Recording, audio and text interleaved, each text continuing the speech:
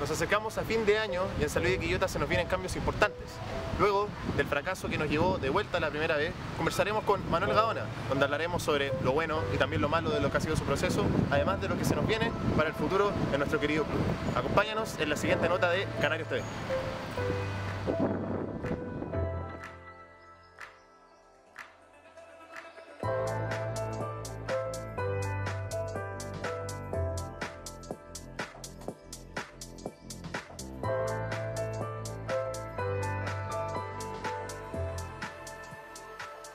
Bueno, don Manuel, le quiero primero agradecer por estar con nosotros, por conversar, por darnos esta instancia.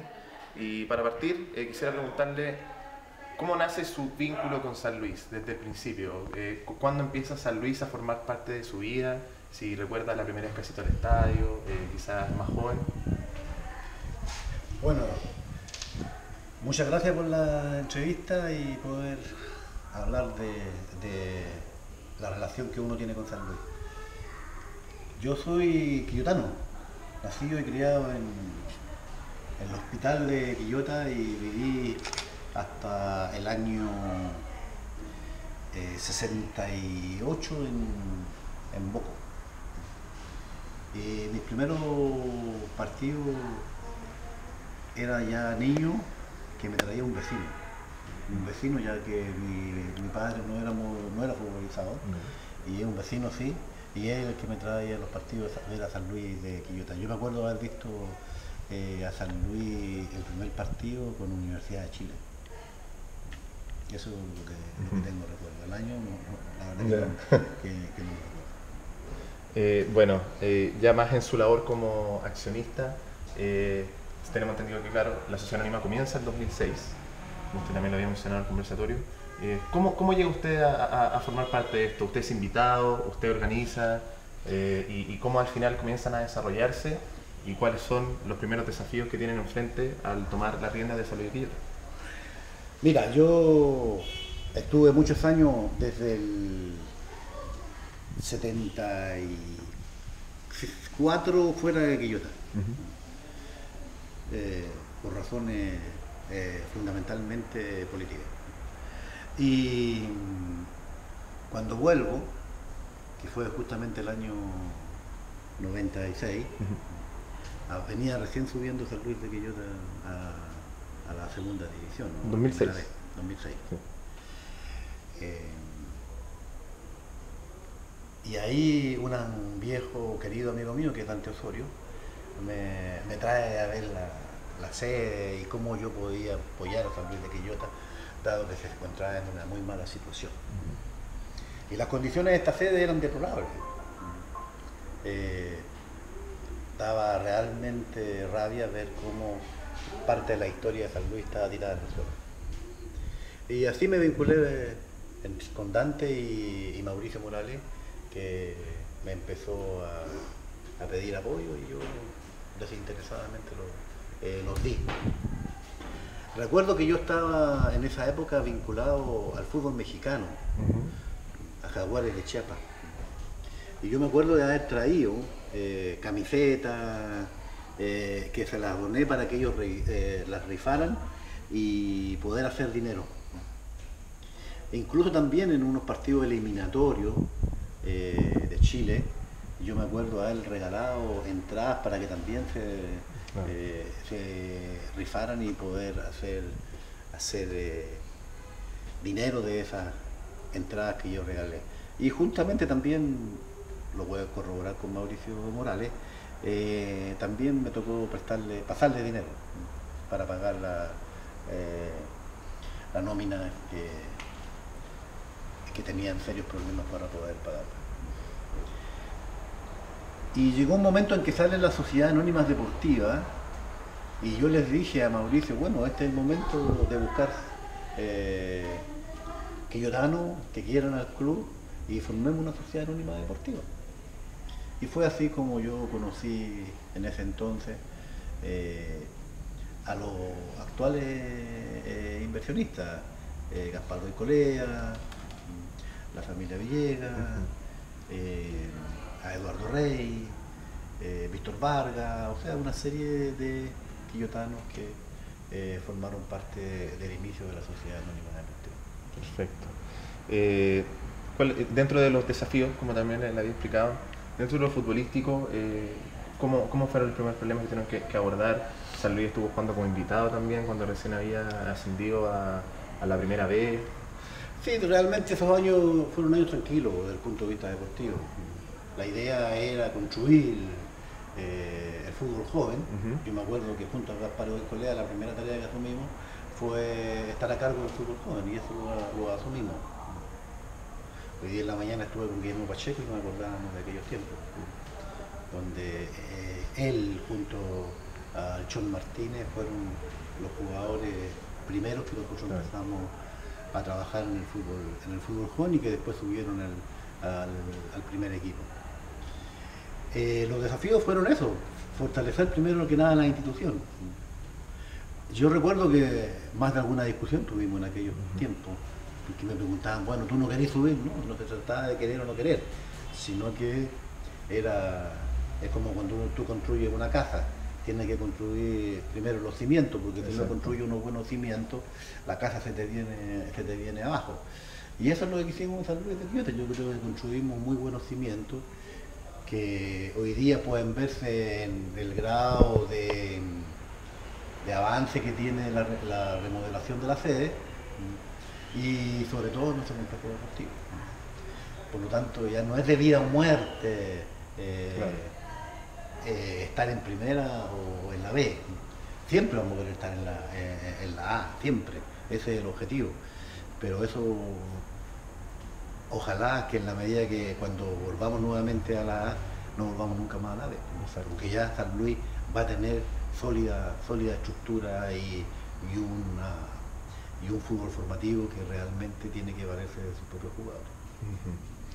Sin duda, yo creo que una de las primeras campañas exitosas y que todos deben recordar con mucho cariño es la campaña del 2009, que fue el primer gran éxito que tuvo la Sociedad Anónima en lo deportivo. ¿Cómo recuerda usted la preparación de esa temporada? ¿Cuál cree que fue la clave para el éxito y poder retornar finalmente, después de 22 años, a la primera división? Bueno, cuando llegamos para enfrentar el torneo 2009, estábamos en muy malas condiciones futbolísticas, no teníamos jugadores. Si tú ves de ese plantel, si bien habían algunos que venían desde el fútbol joven, como Eusebio Díaz, Chon Martínez, Pacheco, Zamora, el muchacho Arancibia, no recuerdo qué otros más habían del fútbol joven, pero esos fueron los que más jugaron, yo creo. Nos dimos a la tarea de hacer un proyecto a 2 años. Ese era el objetivo, a 2 años subir. Y para lo cual íbamos a traer un cuerpo técnico argentino. Viajamos a Argentina a ver cómo trabajaba un cuerpo técnico que nos habían ofrecido y nos convenció y es así como llega Diego Cela. Ahí no tan solo trajimos a Diego Cela, sino que además hicimos un convenio nosotros para traer 3 futbolistas argentinos que nos permitía las bases, y así llegó Fernando de Paul. O sea, y afortunadamente el trabajo que se hizo, ese cuerpo técnico fue tan importante que le ayuntó en todo, tanto en los jugadores nacionales que se incorporaron, como fue López, Vara, Flores, el lateral izquierdo, Escalona, más los extranjeros que llegaron, todos funcionaron.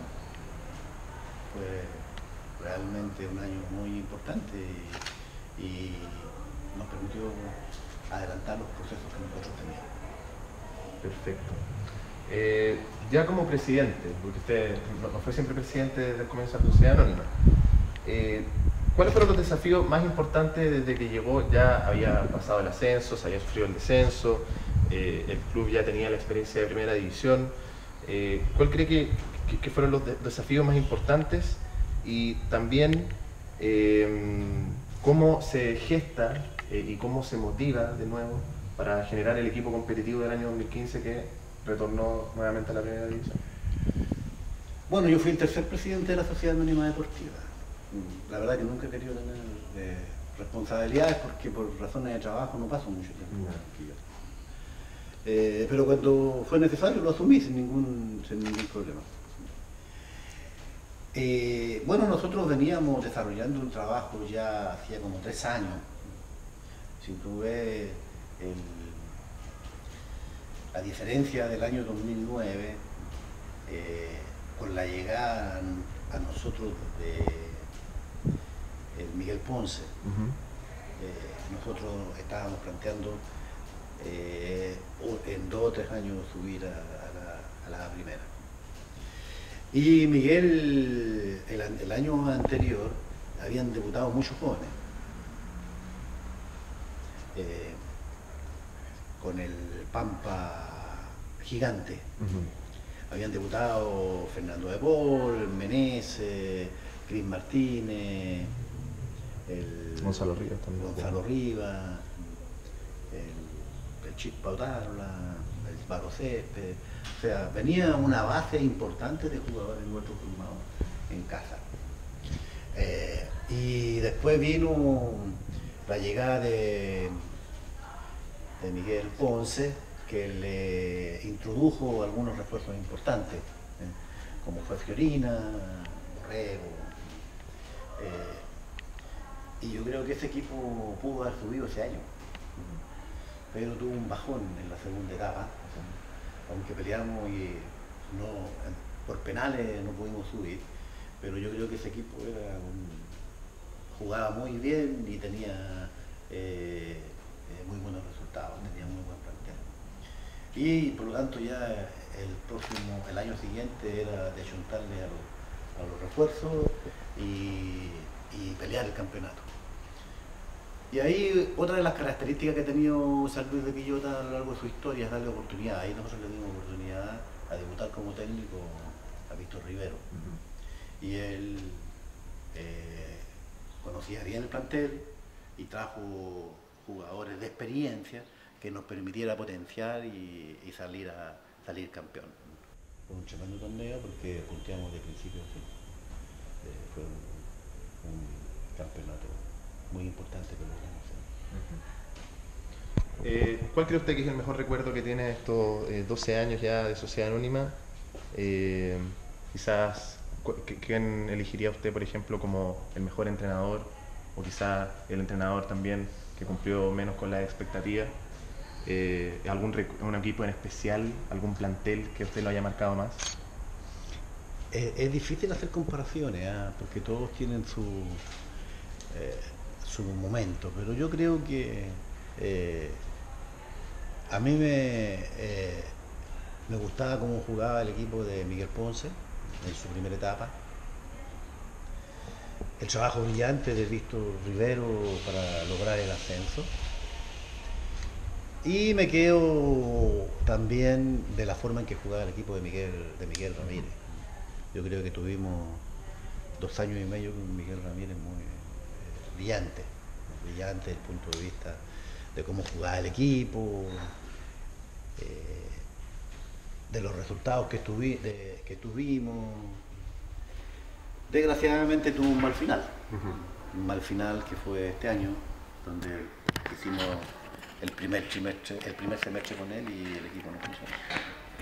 Pero yo creo que sería egoísta de mi parte hablar de uno, claro, porque yo creo que esos 3 jugaron un papel importante que nos ha permitido consolidar a San Luis de Quillota. Yo creo que porque la consolidación no es solamente el tema deportivo, sino que además es la posibilidad de haberle dado oportunidades tanto a entrenadores jóvenes, Miguel primera vez que entrenaba, el mismo caso de Víctor Rivero. Si bien Miguel Ponce tenía algún nivel de experiencia, pero nosotros lo reinsertamos en la parte competitiva y todos los jóvenes que le dimos oportunidades y que están hoy día en varios equipos. Y quizás con un recuerdo más amargo, alguna temporada, esta, el descenso. El descenso, porque no lo esperábamos, no nos preparamos para aquello. Esta es la planilla más alta que ha tenido San Luis de Quillota en su historia, donde hicimos inversiones de contratar pases de jugadores, pero no funcionó. Más que la del 2010, que tuvo el mismo resultado. Mucho más que la del 2010, mucho más que la del 2010, porque en el 2010 desde un comienzo el equipo no funcionó. Yo creo que ese equipo que se hizo el 2010 era el equipo que habíamos subido, pero no, ese equipo no estaba preparado, no reunía los requisitos para estar y tampoco San Luis estaba consolidado, tampoco San Luis tenía la infraestructura que tiene ahora, no tenía el crecimiento que tiene ahora. Hoy día, con todo lo que es San Luis de Quillota, no es para estar en la B, no es para estar en la B. Pero no se nos dio nada este año, no se nos dio nada. Imagínate el penal que nos cobraron en Iquique a 2 metros fuera del área. Eso no. Entonces, te demuestra cómo ese hecho. Son cosas que nos pasaron en todo el año, que todo un error, gol en contra.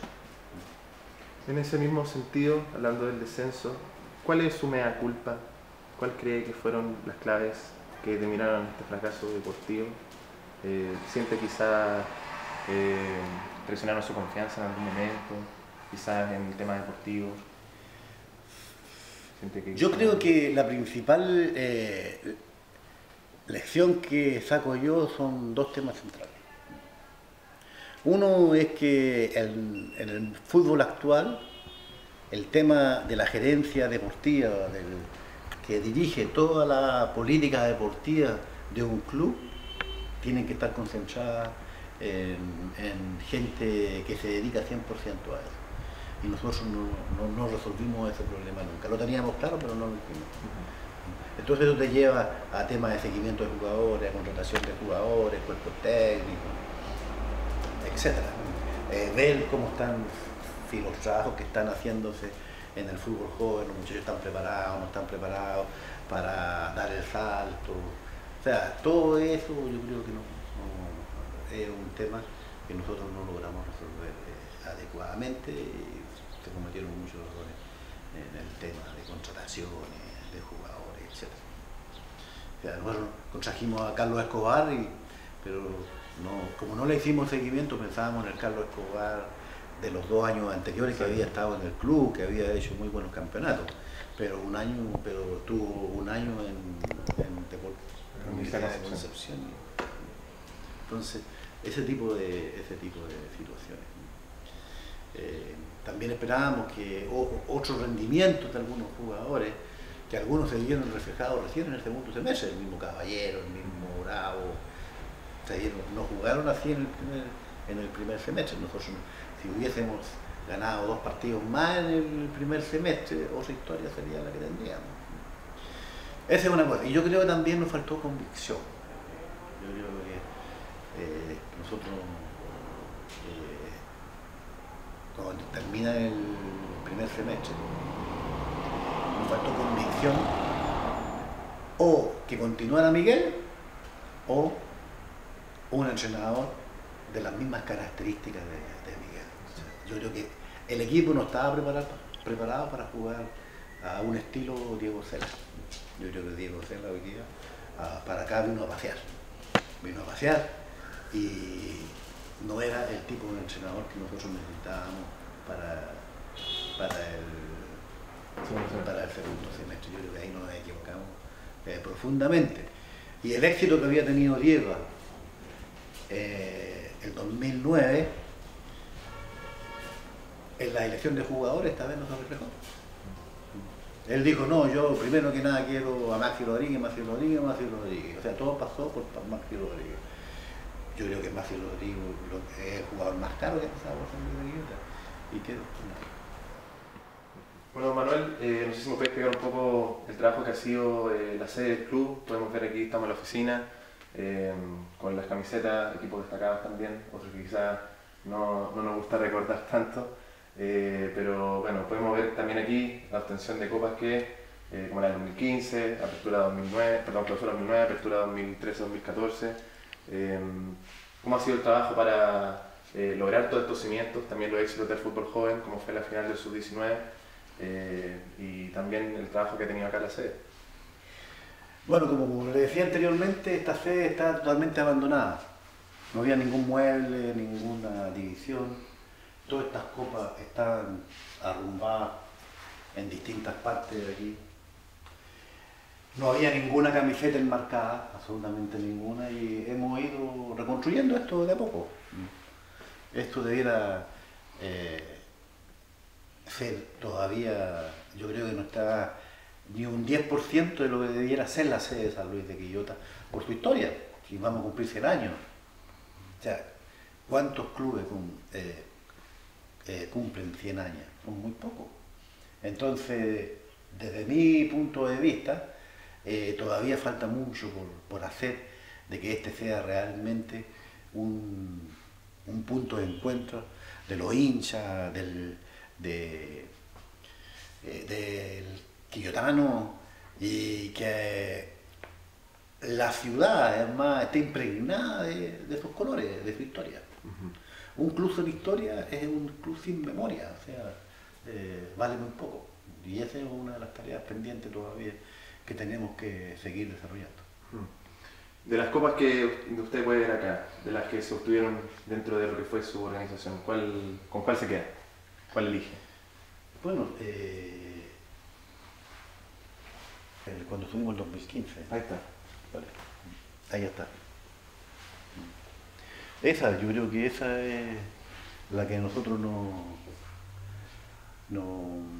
permitió,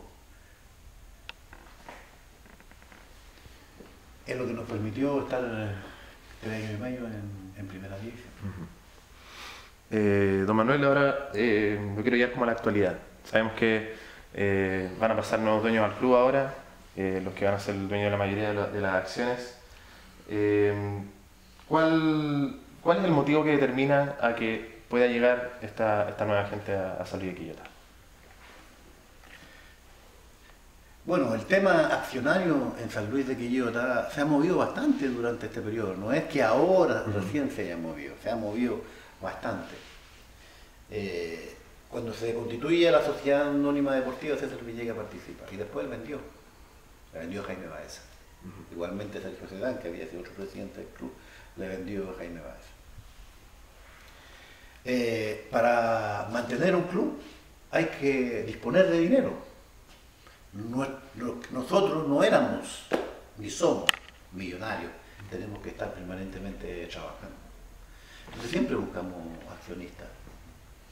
Yo me acuerdo que hubo un tiempo que fue justamente cuando estábamos en el 2010, que necesitábamos dinero para contratar más jugadores, para la segunda rueda. Tuvimos que vender un paquete accionario para traer jugadores en el segundo campeonato. Y ahí llegó Felipe Lamarca. Y le vendimos en partes iguales. Después Felipe Lamarca se va, le compramos en forma proporcional. Después del 2014 se reincorpora a César Villegas y le vendimos en forma proporcional. Entonces siempre ha estado de parte nuestra un pacto accionista, que es lo que te permite que la sociedad anónima funcione. Porque ¿quién va a invertir, quién va a colocar dinero de su bolsillo si no tiene asegurado que va a recuperar ese dinero? Y eso se hace en un pacto de accionistas. Bueno, uno de los socios hace 2 años que está planteando que ya no estaba en condiciones ni económicas ni de salud de mantenerse en la Sociedad Anónima Deportiva y que buscáramos venta. O si le podíamos comprar nosotros. Nosotros no podíamos comprarle porque no la teníamos. Y bueno, ahí se buscaron, algunos de los socios buscó accionistas y muchas veces no se fueron aceptados. O sea, yo creo que gente que ha querido comprar San Luis, que pidió información, son más de 10 grupos accionistas. Y algunos avanzaron y nosotros no se lo aceptamos, porque creíamos que no reunían las condiciones para que fuera el socio mayorista de San Luis. Hasta esta última. Que cuando llegue esa oferta yo se lo planteo a César Villegas y le digo, oye, este es el momento para que tú asumas la totalidad. Pero él me dijo que no estaba en condiciones de asumir, que lo lamentaba, pero que no estaba en condiciones por razones de que la familia no se lo permitía. Entonces no quedó otro remedio que vendérselo.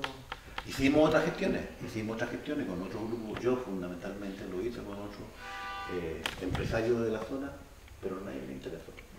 O sea, no es casualidad que cuando se forma esta sociedad anónima deportiva, ¿por qué se hace?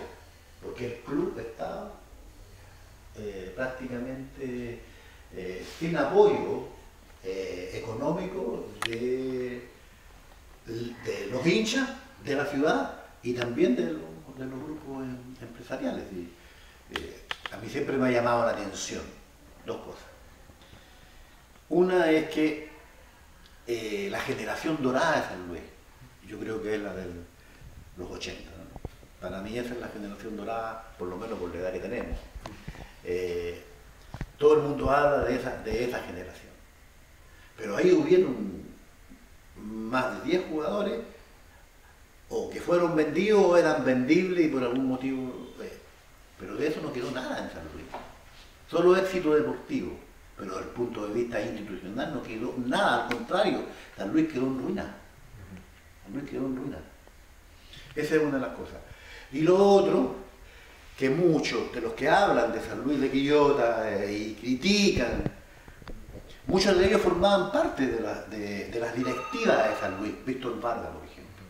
Él formó parte de la directiva de San Luis y resulta que hoy día es uno de los principales críticos, pero no se recuerda que él entregó a San Luis esas características. Entonces, es lo que a mí me llama la atención. Seamos consecuentes. Yo no tengo ningún problema que me critiquen, pero nosotros estamos dejando esta sede y el complejo que nadie en la historia de San Luis había dejado. Compraron la sede, sí, según lo que compraron la sede, pero después la abandonaron. La abandonaron. No sé si podíamos conversar más de este nuevo grupo que llegaría ahora. Tengo entendido que Cristian Levián está a la cabeza. Yo lo único que conocí en 2 reuniones es a Cristian Levián. Yeah. Más información no te puedo dar porque la desconozco. Así que ellos quedaron de venir esta semana, después de Navidad, y seguramente ahí voy a tener más información que yo se les podría entregar, pero ahora no la conozco. Pero ¿cuáles son las características, por ejemplo, que los motivaron a decir, sí, este es el grupo que debería llegar, esta es la decisión correcta? Lo que pasa es que las cosas nacen en un determinado momento y tú tenés que tomar opciones. Bueno. ¿Cuál era la opción que cuando se da vamos? Es que se había postergado nuevamente para enero la venta del canal del fútbol. Y si hay 2 accionistas que van a salir, yo no podía quedar solo. Entonces se dio en ese intertanto se dio. Y si nosotros averiguamos en la NFP, en Calera, si ellos tenían algo que ver con Calera, dijeron que absolutamente no tenían nada que ver con Calera. Entonces son hombres del fútbol, son gente que se dedica al fútbol y yo creo que en la medida que haya gente del fútbol le va a hacer bien a San Luis de Quillota. Usted mencionaba que había conversado con César Villegas. Él anteriormente había regresado, como se sabe, para la campaña 2014-2015. ¿Pero qué motivó su salida esa vez? ¿Por qué se quiebra la mesa? Mira, eso fue algo que pasó el 2015, ¿no? El 2015, cuando se obtiene el título, hubieron declaraciones de César incentivada por un medio de comunicación que llevó a que algunos socios se sintieran agredidos, descalificados, cuando durante ese año todos habíamos colocado dinero por partes iguales, ni siquiera eso se reconocía. Entonces se le dijeron que en esas condiciones César podía continuar, pero no a cargo de la Comisión Fútbol. O sea, lo que nosotros se le solicitó, bueno, César, por ahora tú no eres, no estás a cargo de la Comisión Fútbol, por lo tanto, él reaccionó diciendo, bueno, si yo no estoy a cargo de la Comisión Fútbol, yo no participo en ninguna, soy un socio pasivo. Y eso fue lo que... bueno, don Manuel, quisiera preguntarle ahora, ¿cuál sería entonces ahora su rol en el club? ¿Qué papel jugaría usted? ¿De qué manera estaría participando? Bueno, primero que nada como hincha. Como hincha, todavía habrá que ver hacia adelante cuál va a ser la función que uno va a tener, pero mi disposición de seguir trabajando en San Luis de Quillota está, porque creo que todavía hay muchas cosas por hacer. O sea, en el complejo hay mucho trabajo todavía por hacer. En el fútbol joven hay demasiado trabajo. Pienso yo que ahí nos ha faltado creatividad para incorporar gente que puedan trabajar con los más de 300 niños que tenemos, que trabajamos regularmente. Yo creo que ahí, si hay algo que a mí me gustaría hacer, está en eso, o sea, en trabajar en el fútbol formativo. ¿Sus predicciones para San Luis, sus deseos? ¿Cómo quedaría San Luis en el futuro? Compitiendo de igual a igual para subir a primera división en el año del centenario. ¿Algún mensaje para el hincha canario? Bueno, primero que nada agradecerle porque creo que la afición canaria ha ido creciendo, se ha ido desarrollando y ha estado presente en todos los estadios donde ha jugado San Luis de una forma brillante, y eso es muy gratificante y motivador. Y lo segundo es que tengan confianza, que sigan haciendo lo mismo, porque yo estoy seguro y convencido de que San Luis va a seguir creciendo, se va a seguir desarrollando y lucharemos por estar este año en primera división, año 2019 en primera división. Muchas gracias. No, gracias a ustedes y desearle a ustedes y a toda la afición canaria y los hinchas de San Luis una feliz fiesta y que durante el año 2019 puedan hacer que tengan salud todos y podamos ver a San Luis en primera división.